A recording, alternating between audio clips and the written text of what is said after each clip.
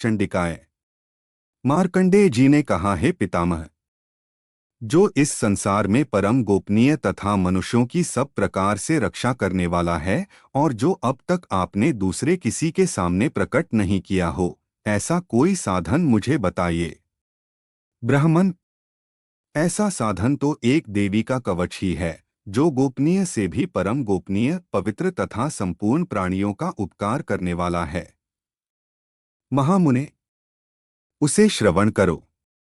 प्रथम नाम शैलपुत्री है, दूसरी मूर्ति का नाम ब्रह्मचारिणी है, तीसरा स्वरूप चंद्रघंटा के नाम से प्रसिद्ध है, चौथी मूर्ति को कूष्मांडा कहते हैं, पांचवी दुर्गा का नाम स्कंदमाता है, देवी के छठे रूप को कात्यायनी कहते हैं, सातवां कालरात्रि और आठवां स्वरूप महागौरी के नाम से प्रसिद्ध है, नवीं दुर्गा का नाम सिद्धिदात्री है। ये सब नाम सर्वज्ञ महात्मा वेद भगवान के द्वारा ही प्रतिपादित हुए हैं। ये सब नाम सर्वज्ञ महात्मा वेद भगवान के द्वारा ही प्रतिपादित हुए हैं। जो मनुष्य अग्नि में जल रहा हो, रणभूमि में शत्रुओं से घिर गया हो, विषम संकट में फंस गया हो तथा इस प्रकार भय से आतुर होकर जो भगवती दुर्गा की शरण में प्राप्त हुए हों, उनका कभी कोई अमंगल नहीं होता। युद्ध समय संकट में पड़ने पर भी उनके ऊपर कोई विपत्ति नहीं दिखाई देती। उनके शोक, दुख और भय की प्राप्ति नहीं होती। जिन्होंने भक्तिपूर्वक देवी का स्मरण किया है, उनका निश्चय ही अभ्युदय होता है। देवेश्वरी, जो तुम्हारा चिंतन करते हैं, उनकी तुम निसंदेह रक्षा करती हो। चामुंडा देवी प्रेत पर आरूढ़ होती हैं, वाराही भैंसे पर सवारी करती हैं, ऐन्द्री का वाहन ऐरावत हाथी है, वैष्णवी देवी गरुड़ पर ही आसन जमाती हैं, माहेश्वरी वृषभ पर आरूढ़ होती हैं, कौमारी का मयूर है। भगवान विष्णु की प्रियतमा लक्ष्मी देवी कमल के आसन पर विराजमान हैं और हाथों में कमल धारण किए हुए हैं। वृषभ पर आरूढ़ ईश्वरी देवी ने श्वेत रूप धारण कर रखा है। ब्राह्मी देवी हंस पर बैठी हुई हैं और सब प्रकार के आभूषणों से विभूषित हैं। इस प्रकार ये सभी माताएं सब प्रकार की योग शक्तियों से संपन्न हैं। इनके सिवा और भी बहुत सी देवियां हैं, जो अनेक प्रकार के आभूषणों की शोभा से युक्त तथा नाना प्रकार के रत्नों से सुशोभित हैं। ये संपूर्ण देवियां क्रोध में भरी हुई हैं और भक्तों की रक्षा के लिए रथ पर बैठी दिखाई देती हैं। ये शंख, चक्र, गदा, शक्ति, हल और मूसल, खेटक और तोमर, परशु तथा पाश, कुंत और त्रिशूल एवं उत्तम शार्गधनुष आदि अस्त्र शस्त्र अपने हाथ में धारण करती हैं। दैत्यों के शरीर का नाश करना, भक्तों को अभयदान देना और देवताओं का कल्याण करना, यही उनके शस्त्र धारण का उद्देश्य है। महान रौद्र रूप, अत्यंत घोर पराक्रम, महान बल और महान उत्साह वाली देवी, तुम महान भय का नाश करने वाली हो। तुम्हें नमस्कार है, तुम्हारी और देखना भी कठिन है। शत्रुओं का भय बढ़ाने वाली जगदम्बिक, मेरी रक्षा करो। पूर्व दिशा में ऐन्द्री इंद्र शक्ति, मेरी रक्षा करे। अग्निकोण में अग्निशक्ति, दक्षिण दिशा में वाराही तथा नैऋत्य कोण में खड्गधारिणी मेरी रक्षा करे। पश्चिम दिशा में वारुणी और वायव्य कोण में मृग पर सवारी करने वाली देवी मेरी रक्षा करे। उत्तर दिशा में कौमारी और ईशान कोण में शूलधारिणी देवी रक्षा करे। ब्रह्माणी, तुम ऊपर की ओर से मेरी रक्षा करो और वैष्णवी देवी नीचे की ओर से मेरी रक्षा करे।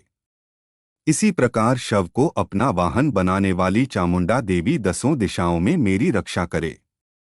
जया आगे से और विजया पीछे की ओर से मेरी रक्षा करे। वाम भाग में अजिता और दक्षिण भाग में अपराजिता रक्षा करे। उद्योतिनी शिखा की रक्षा करे। उमा मेरे मस्तक पर विराजमान होकर रक्षा करे।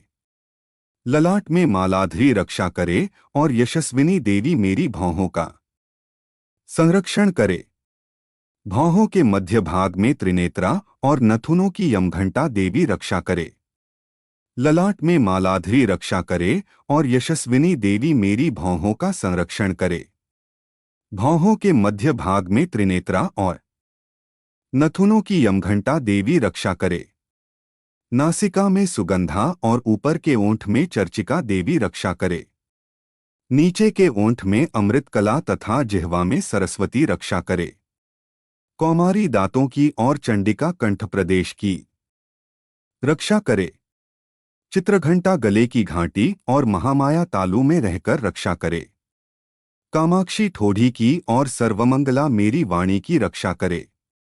भद्रकाली ग्रीवा में और धनुर्धरी पृष्ठवंश मेरुदंड में रहकर रक्षा करे। कंठ के बाहरी भाग में नीलग्रीवा और कंठ की नली में नलकूबरी रक्षा करे।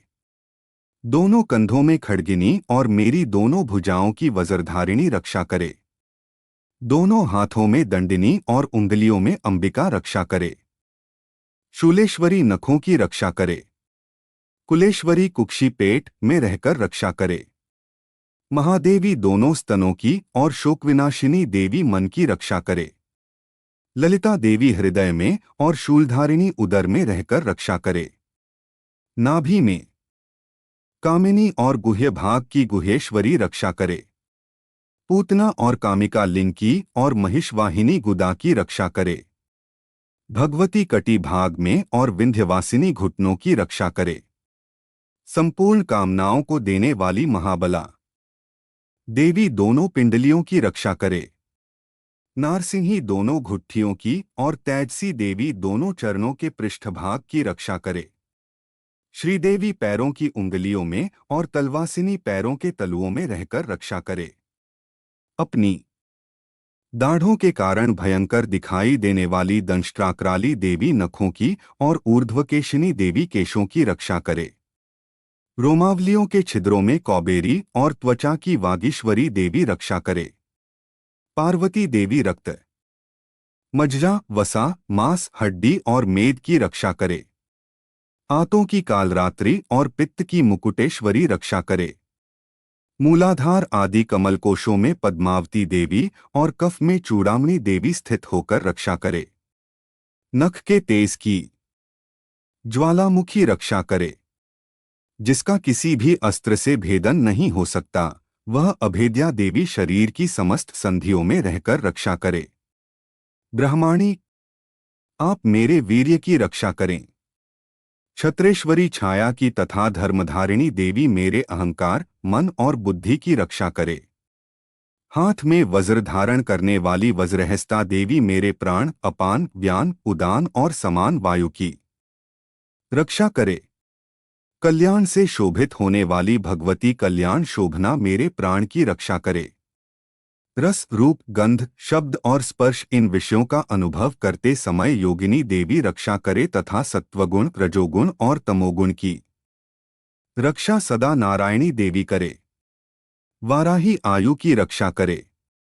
वैष्णवी धर्म की रक्षा करे तथा चक्रिणी चक्र धारण करने वाली देवी यश, कीर्ति, लक्ष्मी, धन तथा विद्या की रक्षा करे। इंद्राणी, आप मेरे गोत्र की रक्षा करें। चंडिके, तुम मेरे पशुओं की रक्षा करो। महालक्ष्मी पुत्रों की रक्षा करे और भैरवी पत्नी की रक्षा करे। तुम मेरे पशुओं की रक्षा करो। महालक्ष्मी पुत्रों की रक्षा करे और भैरवी पत्नी की रक्षा करे। मेरे पथ की सुप्था तथा मार्ग की क्षेमकरी रक्षा करे। राजा के दरबार में महालक्ष्मी रक्षा करे तथा सब ओर व्याप्त रहने वाली विजया देवी संपूर्ण भयों से मेरी रक्षा करे। देवी, जो स्थान कवच में नहीं कहा गया है, रक्षा से रहित है, वह सब तुम्हारे द्वारा सुरक्षित हो, क्योंकि तुम विजयशालिनी और पापनाशिनी हो। यदि अपने शरीर का भला चाहे तो मनुष्य बिना कवच के कहीं एक पग भी न जाए। कवच का पाठ करके ही यात्रा करे। कवच के द्वारा सब ओर से सुरक्षित मनुष्य जहां जहां भी जाता है, वहां वहां उसे धन लाभ होता है तथा संपूर्ण कामनाओं की सिद्धि करने वाली विजय की प्राप्ति होती है।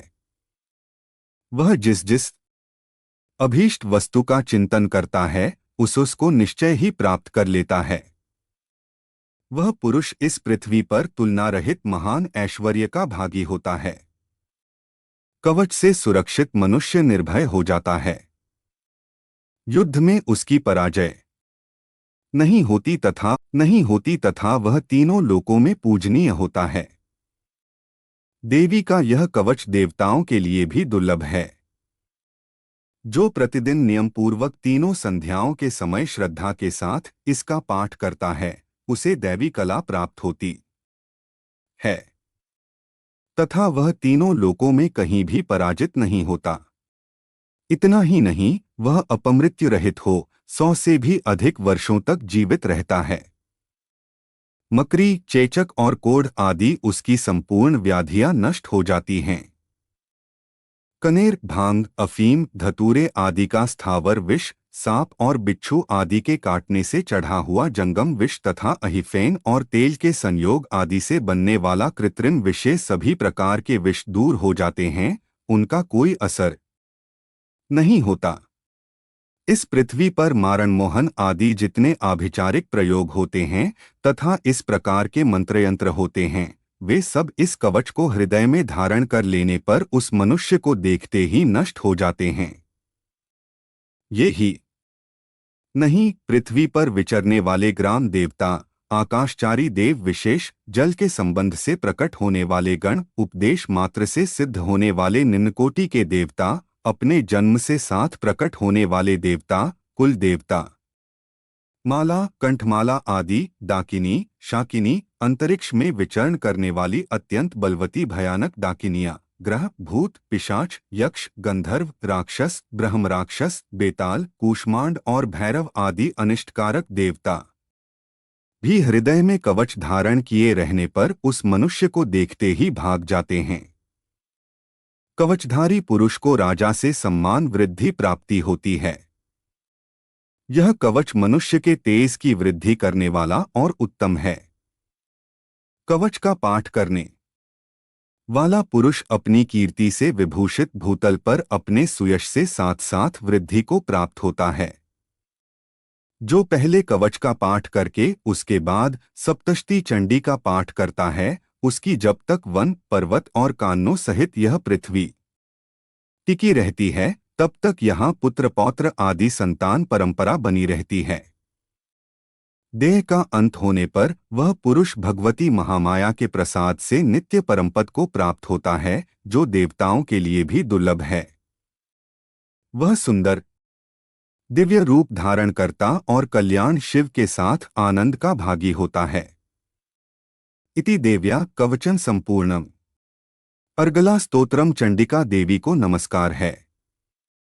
मार्कंडेय ऋषि कहते हैं, जयंती सबसे उत्कृष्ट एवं विजयशालिनी मंगला, अपने भक्तों के जन्म मरण आदि संसार बंधन को दूर करने वाली मोक्षदायिनी मंगलमयी देवी, काली, प्रलयकाल में संपूर्ण सृष्टि को अपना ग्रास बना लेने वाली भद्रकाली, अपने भक्तों के लिए ही भद्र अथवा मंगल स्वीकार करने वाली कपालिनी, हाथ में कपाल तथा गले में मुंडमाला धारण करने वाली दुर्गा, कर्म एवं उपासनारूप दुःसाध्य साधन से प्राप्त होने वाली क्षमा, अत्यंत करुणामय स्वभाव होने के कारण अपने भक्तों के सारे अपराध क्षमा करने वाली शिवा, सबका कल्याण करने वाली धात्री, संपूर्ण प्रपंच को धारण करने वाली स्वाहा, स्वाहारूप से यज्ञभाग ग्रहण करके देवताओं का पोषण करने वाली और स्वधा, स्वधारूप से श्राद्ध और तर्पण को स्वीकार करके पितरों का पोषण करने वाली, इन नामों से प्रसिद्ध जगदम्बिके,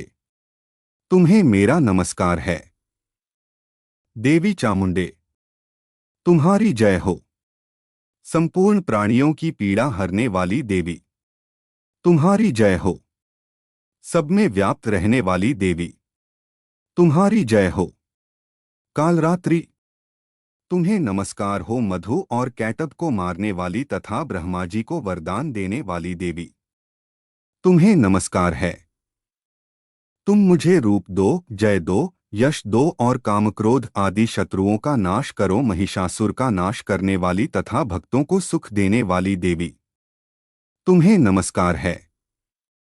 तुम रूप दो, जय दो, यश दो और कामक्रोध आदि शत्रुओं का नाश करो, रक्तबीज का वध और चंडमुंड का विनाश करने वाली देवी, तुम रूप दो, जय दो, यश दो और कामक्रोध आदि शत्रुओं का नाश करो, शुंभ और निशुंभ तथा धूम्रलोचन का मर्दन करने वाली देवी, तुम रूप दो, जय दो, यश दो और कामक्रोध आदि शत्रुओं का नाश करो, सबके द्वारा वंदित युगल चरणों वाली तथा संपूर्ण सौभाग्य प्रदान करने वाली देवी, तुम रूप दो, जय दो, यश दो और कामक्रोध आदि शत्रुओं का नाश करो देवी, तुम्हारे रूप और चरित्र अचिंत्य हैं। तुम समस्त शत्रुओं का नाश करने वाली हो।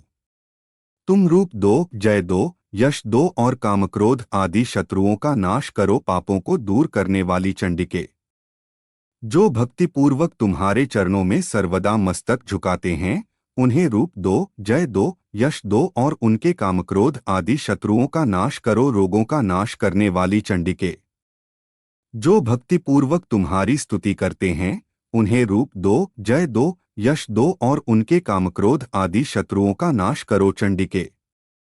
इस संसार में जो भक्तिपूर्वक तुम्हारी पूजा करते हैं, उन्हें रूप दो, जय दो, यश दो और उनके कामक्रोध आदि शत्रुओं का नाश करो, मुझे सौभाग्य और आरोग्य दो, परम सुख दो, रूप दो, जय दो, यश दो और मेरे कामक्रोध आदि शत्रुओं का नाश करो, जो मुझसे द्वेष रखते हों, उनका नाश और मेरे बल की वृद्धि करो। रूप दो, जय दो, यश दो और मेरे कामक्रोध आदि शत्रुओं का नाश करो देवी, मेरा कल्याण करो, मुझे उत्तम संपत्ति प्रदान करो। रूप दो, जय दो, यश दो और मेरे कामक्रोध आदि शत्रुओं का नाश करो अंबिके। देवता और असुर दोनों ही अपने माथे के मुकुट की मणियों को तुम्हारे चरणों पर घिसते रहते हैं। तुम रूप दो, जय दो, यश दो और कामक्रोध आदि शत्रुओं का नाश करो, तुम अपने भक्तजन को विद्वान, यशस्वी और लक्ष्मीवान बनाओ तथा रूप दो, जय दो, यश दो और उसके कामक्रोध आदि शत्रुओं का नाश करो, प्रचंड दैत्यों के दर्प का दलन करने वाली चंडिके, मुझ शरणागत को रूप दो, जय दो, यश दो और मेरे कामक्रोध आदि शत्रुओं का नाश करो, चतुर्मुख ब्रह्मा जी के द्वारा प्रशंसित चार भुजाधारिणी परमेश्वरी, तुम रूप दो, जय दो, यश दो और कामक्रोध आदि शत्रुओं का नाश करो देवी अंबिके। भगवान विष्णु नित्य निरंतर भक्तिपूर्वक तुम्हारी स्तुति करते रहते हैं। तुम रूप दो, जय दो, यश दो और कामक्रोध आदि शत्रुओं का नाश करो, हिमालय कन्या पार्वती के पति महादेव जी के द्वारा प्रशंसित होने वाली परमेश्वरी, तुम रूप दो, जय दो, यश दो और कामक्रोध आदि शत्रुओं का नाश करो, शचीपति इंद्र के द्वारा सद्भाव से पूजित होने वाली परमेश्वरी, तुम रूप दो, जय दो, यश दो और कामक्रोध आदि शत्रुओं का नाश करो, प्रचंड भुजदंडों वाले दैत्यों का घमंड चूर करने वाली देवी, तुम रूप दो, जय दो, यश दो और कामक्रोध आदि शत्रुओं का नाश करो देवी अंबिके। तुम अपने भक्तजनों को सदा असीम आनंद प्रदान करती रहती हो। मुझे रूप दो, जय दो, यश दो और मेरे कामक्रोध आदि शत्रुओं का नाश करो, मन की इच्छा के अनुसार चलने वाली मनोहर पत्नी प्रदान करो, जो दुर्गम संसार सागर से तारने वाली तथा उत्तम कुल में उत्पन्न हुई हो, जो मनुष्य इस अर्गला स्तोत्र का पाठ करके सप्तष्टि रूपी महास्तोत्र का पाठ करता है, वह सप्तष्टि की जप संख्या से मिलने वाले श्रेष्ठ फल को प्राप्त होता है। साथ ही वह प्रचुर संपत्ति भी प्राप्त कर लेता है। अर्गला स्तोत्र संपूर्ण कीलक स्तोत्र अर्थ चंडिका देवी को नमस्कार है।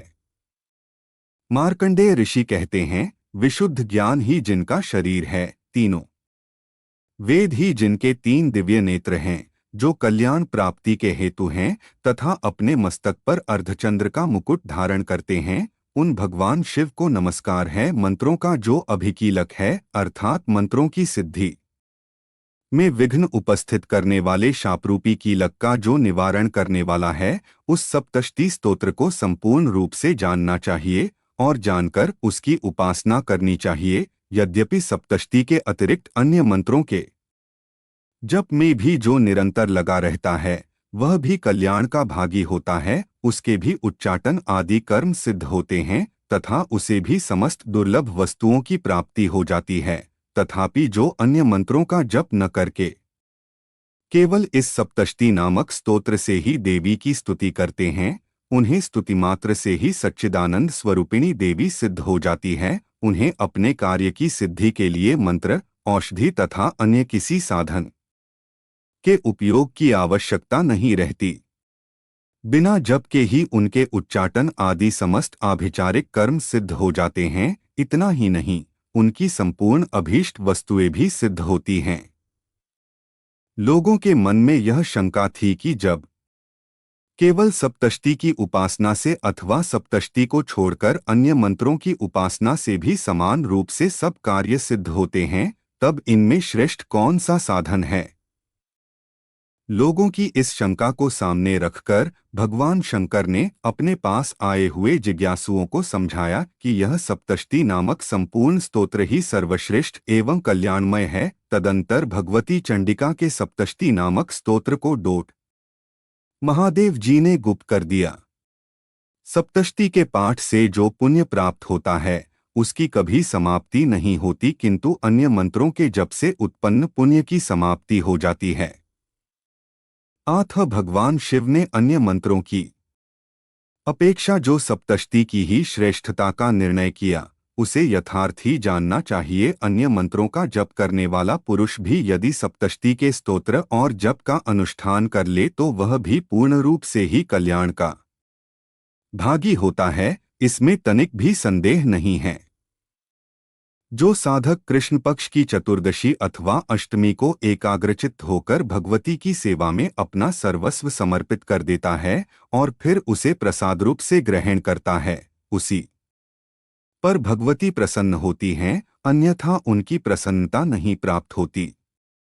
इस प्रकार सिद्धि के प्रतिबंधक रूप कील के द्वारा महादेव जी ने इस स्तोत्र को कीलित कर रखा है। जो पूर्वोक्त रीति से निष्कीलन करके इस सप्तष्टि स्तोत्र का प्रतिदिन स्पष्ट उच्चारण पूर्वक पाठ करता है, वह मनुष्य सिद्ध हो जाता है, वही देवी का पार्षद होता है और वही गंधर्व भी होता है। सर्वत्र विचरते रहने पर भी इस संसार में उसे कहीं भी भय नहीं होता। वह अपमृत्यु के वश में नहीं पड़ता तथा देह त्यागने के बाद मोक्ष प्राप्त कर लेता है। आथ कीलन को जानकर उसका परिहार करके ही सप्तष्टि का पाठ आरंभ करे। जो ऐसा नहीं करता उसका नाश हो जाता है। इसलिए कीलक और निष्कीलन का ज्ञान प्राप्त करने पर ही यह स्तोत्र निर्दोष होता है और विद्वान पुरुष इस निर्दोष स्तोत्र का ही पाठ आरंभ करते हैं। स्त्रियों में जो कुछ भी सौभाग्य आदि दृष्टिगोचर होता है वह सब देवी के प्रसाद का ही फल है।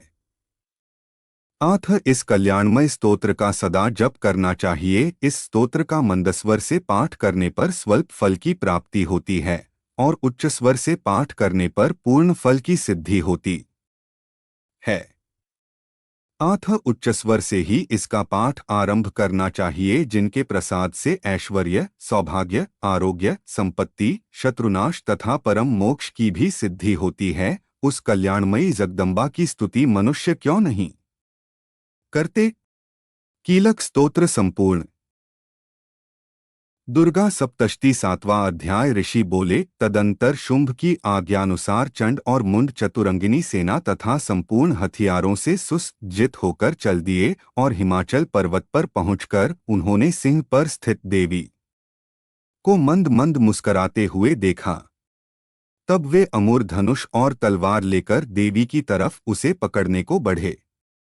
तब उन शत्रुओं को इस प्रकार देख अंबिका ने क्रोध किया तो भगवती का मुंह श्याम रंग का हो गया। उनकी टेढ़ी भौहें तथा माथे की सिकुड़न से तत्क्षण ही उसमें से तलवार और पाश लिए चीते के चर्म की साड़ी तथा नर मुंडों की माला पहने हुए, विचित्र खड्ग धारण किए हुए, भयानक सुखा शरीर, हड्डियों का ढांचा व अति लंबे शरीर वाली, जीभ को मुख से बाहर लपल पाते हुए, भयंकर लाल लाल आंखें जो भीतर को घुसी हुई था, ऐसी भयंकर विकराल मुखी काली प्रकट हुई। उनके भयंकर शब्द से सभी दिशाएं गूंज उठीं। वह देवी असुरों की सेना पर टूट पड़ी और असुरों को भक्षण करने लगीं। पार्श्वरक्षक अंकुशधारी महावत योद्धा और घंटा सहित हाथियों को हाथ से पकड़कर मुंह में डाल लेती थी। इसी प्रकार घोड़े, रथ तथा युद्ध करने वाले सारथी समेत योद्धाओं को पकड़ पकड़कर मुख में डालकर दांतों से चबा रही थीं। किसी के केशों को पकड़कर, किसी की गर्दन दबाकर, किसी को पांवों से कुचलकर, किसी को छाती से धक्का देकर मार दिया था। उन दैत्यों के द्वारा फेंके गए अस्त्र और महाअस्त्रों को अपने मुख से पकड़कर दांतों से चबाकर चूर्ण कर डालती थीं। इस प्रकार दुष्टात्मा बड़े शरीर वाले असुरों की समस्त सेना में कितनों को तलवार से, कितनों को खटवांग से मारा और कुछ दैत्यों को दांतों के अग्रभाग से मार डाला। देवी के द्वारा क्षणमात्र में ही आसुरी सेना का विनाश होते हुए देख चंड उस अति भयंकर नेत्र वाली काली के सम्मुख बड़ी शीघ्रता से आया और उसने महाभयंकर बाणों की वर्षा करके तथा मुंड ने हजारों चक्र फेंक कर भयंकर नेत्र वाली देवी को ढक दिया। काली देवी के मुख में प्रवेश करते हुए वे चक्र इस प्रकार सुशोभित हो रहे थे मानो बादलों में सूर्य के बहुतेरे मंडल प्रवेश कर रहे हो। तदंतर अत्यधिक क्रोधपूर्ण हो भयंकर गर्जना 104 दुर्गा सप्तष्टि भाषा करते हुए काली देवी ने विकट अट्टहास किया। उस समय मुख में दांतों की प्रभा से अति उज्ज्वल दिखाई पड़ती थीं। फिर देवी उठकर ह शब्द का उच्चारण करती हुई तलवार लेकर महादैत्य चंड के पीछे दौड़ी और उसका केश पकड़कर खड़ग से सिर काट दिया। चंड को मारा देख मुड़ भी देवी की तरफ दौड़ा तो क्रोध युक्त हो देवी ने उसे भी तलवार से मारकर धरती पर डाल दिया। चंड और मुड़ को मरा हुआ देखकर शेष बची हुई सेना वहां से भाग निकली। तत्पश्चात चंड और मुंड के सिर को लेकर काली देवी चंडिका देवी के समीप गईं और विकट अट्टहास करके बोली, महापश असुर चंड मुंड को संग्राम में मैंने मार दिया, अब आप इस युद्ध यज्ञ में शुंभ और निशुंभ को मारना। ऋषि बोले, चंड और मुंड दोनों के सिरों को लाते हुए देख काली देवी से कल्याणकारिणी देवी मधुर शब्दों में बोली, हे देवी, तुम चंड और मुंड दोनों महासुरों को मारकर मेरे समीप ले आई हो। इस कारण आप इस संसार में चामुंडा देवी के नाम से विख्यात हो जाएगी। दुर्गा सप्तष्टि 8वां अध्याय। ऋषि बोले, जब चंड और मुंड महासुरों का देवी ने बहुत सी सेना सहित संहार कर दिया तो असुरेश्वर प्रतापी शुंभ ने अत्यंत क्रोध से अपनी संपूर्ण सेना को संग्राम के लिए कूच करने का आदेश दिया और बोला, आज 86 उदायुध असुर सेनापति और 84 कंबु असुर सेनापति अपनी अपनी सेना को लेकर संग्राम को जाएं। कोटिवीर्य नाम वाले असुरों के 50 कुल, धूम्रवंश में उत्पन्न हुए 100 कुल, कालक, दोहद, मौर्यवंशी तथा कालके वंशी असुर युद्ध में लड़ने के लिए मेरी आज्ञा से शीघ्र चले जावें। भयंकर शासक असुरराज शुंभ ऐसी आज्ञा देकर कई हजार महासेना को अपने साथ लेकर युद्ध को चल दिया। उसकी भयानक सेना को चंडिका देवी ने अपनी ओर आते देख धनुष की टंकार से पृथ्वी और आकाश को गुंजा दिया। हे नृप! तदंतर सिंह ने भी भयंकर गर्जना की और चंडिका ने अपना घंटा बजाकर दूना शब्द कर दिया। धनुष की टंकार, सिंह की दहाड़ और घंटा बजने से इतना शब्द हुआ कि चारों दिशाएं गूंज उठीं। इस प्रकार के शब्द को डोट सुनकर असुर सेना ने देवी, सिंह तथा काली को चारों ओर से घेर लिया। नृप! इसी समय दैत्यों के संहार करने तथा देवताओं के कष्ट निवारण के लिए ब्रह्मा, शंकर, स्वामी कार्तिकेय, विष्णु तथा इंद्रादिक देवताओं के शरीर से शक्तियां उत्पन्न होकर उन्हीं के समान रूप, बल, पराक्रम, आभूषण और वाहन से युक्त होकर चंडिका देवी के समीप शीघ्र ही असुरों से युद्ध करने के लिए आई। हंस युक्त विमान में बैठकर रुद्राक्ष की माला पहने हुए कमंडल लिए हुए ब्रह्मा की शक्ति आई, इसलिए उनका नाम ब्रह्माणी हुआ। शिवजी की शक्ति वृषभ पर सवार होकर त्रिशूल को हाथ में लिए महानाग का कंकण और चंद्ररेखा से सुशोभित हो वहां आईं। स्वामी कार्तिकेय की शक्ति कौमारी अंबिका देवी उन्हीं के समान स्वरूप धारण करके मोर पर बैठकर शक्ति के लिए असुरों से युद्ध करने को वहां आई। भगवान विष्णु की शक्ति गरुड़ पर बैठकर शंख, चक्र, गदा, शान, धनुष और खड़ग को हाथ में लिए वहां आई। यज्ञवाराह की शक्ति वाराही सुंदर शरीर को धारण किए हुए वहां आई। नृसिंह भगवान की नारसिंही शक्ति उनके समान शरीर धारण किए हुए वहां आई, जिनके गर्दन के केश हिलने से आकाश में संपूर्ण तारागण हिलने लगते थे। बज्र को लिए सहस्त्र नेत्रों वाली इंद्र की ऐन्द्री शक्ति ऐरावत हाथी पर सवार होकर युद्ध में आई। फिर देव शक्तियों सहित चंडिका देवी से महादेव जी ने कहा कि मेरी प्रसन्नता के लिए तुम इन असुरों का विनाश करो। तत्पश्चात देवी के शरीर से अत्यंत उग्र स्वरूप धारण किए हुए चंडिका देवी प्रकट हुई, जिसकी चिक्कार सैकड़ों गीदड़ों के समान थी।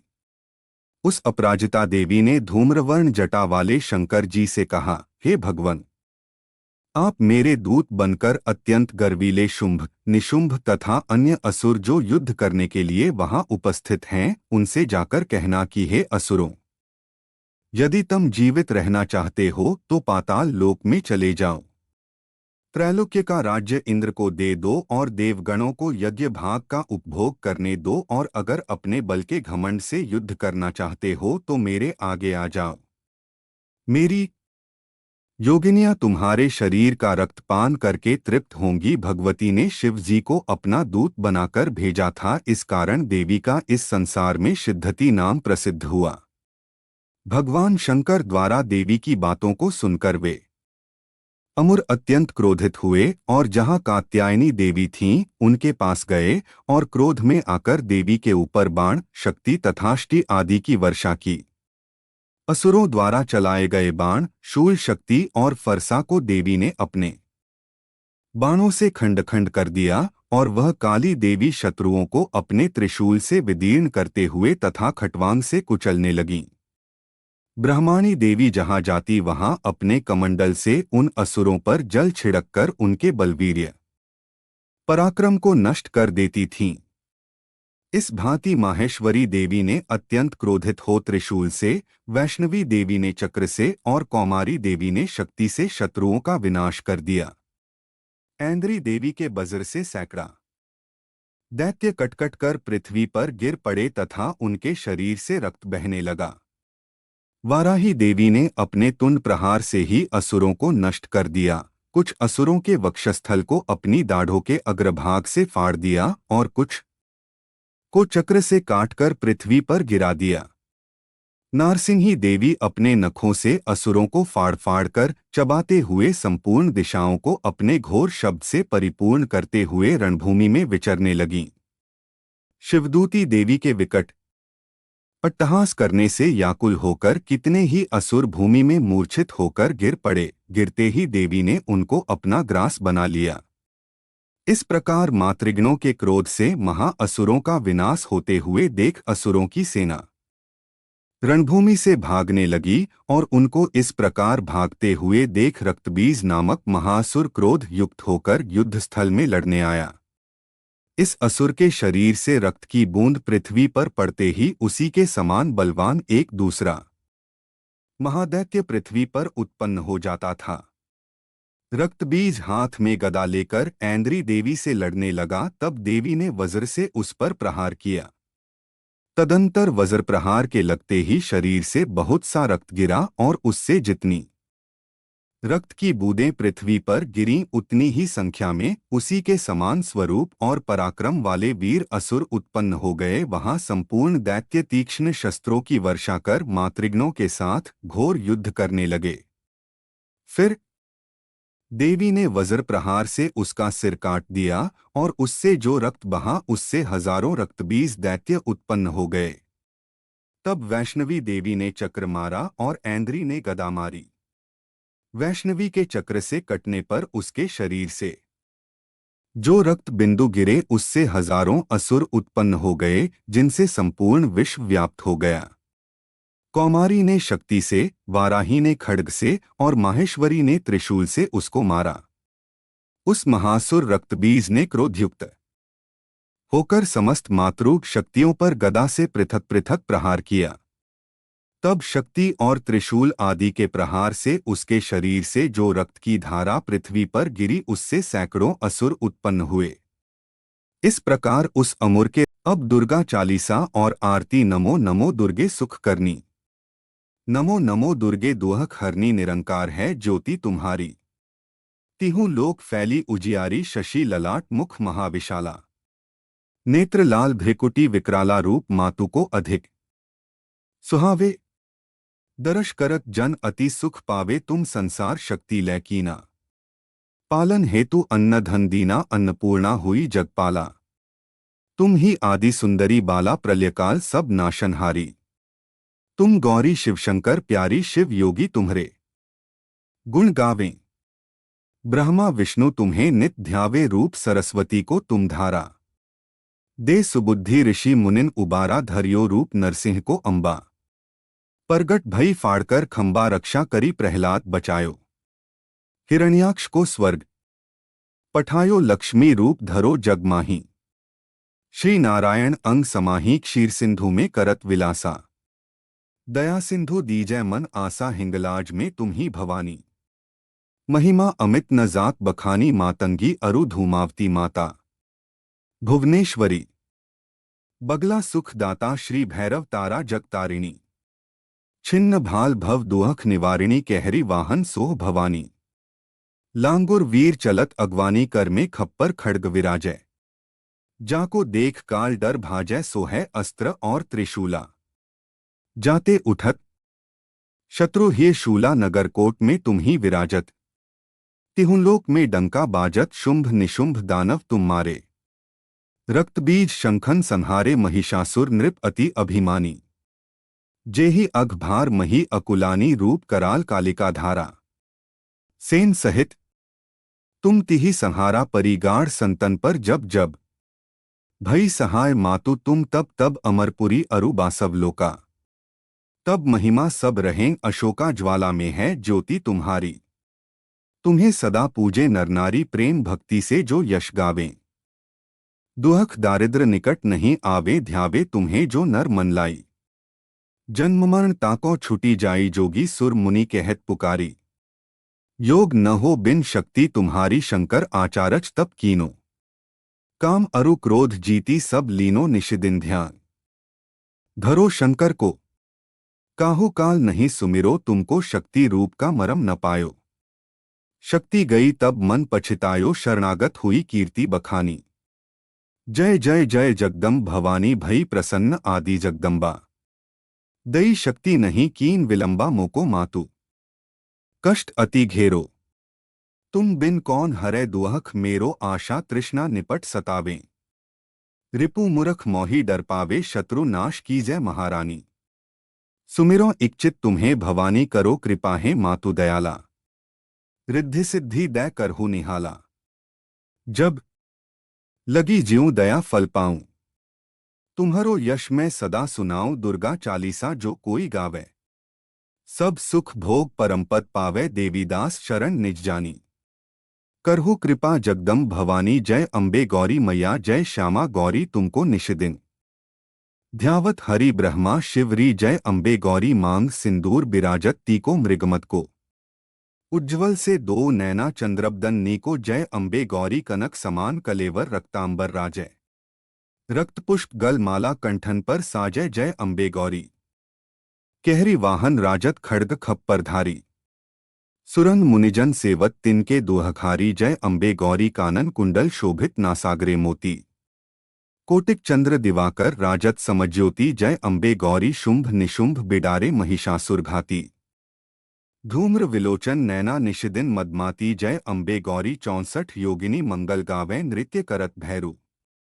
बाजत ताल मृदंगा अरु बाजत डमरू जय अम्बे गौरी भुजाचार अति शोभित खड्ग खप्परधारी।